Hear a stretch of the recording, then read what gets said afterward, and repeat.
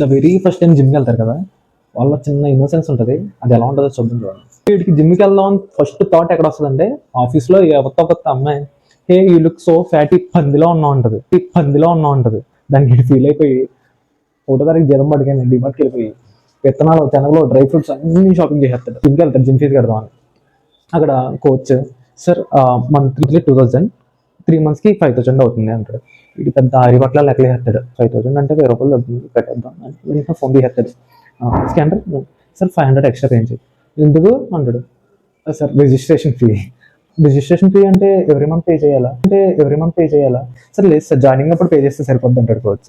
వీడు bag, shoes పెట్టుకోవడానికి locker అడుగుతాడు. లాకర్ ఎక్కడ ఉందో చూస్తాడు. లాకర్ ఎక్కడ ఉంది అని అడుగుతాడు. Sir locker fee 500. జిమ్లో జనాలు చచ్చిపోతుంది కార్డియాక్ అటాక్ వాళ్ళు కాదురా, మీరు ఇచ్చే అటాక్ వాళ్ళు. మీ గ్యాంగ్లో కూడా ఇలాంటి ఇన్నోసెంట్ గా ఉంటుంది కదా, వాటికి ట్యాక్స్ అయింది.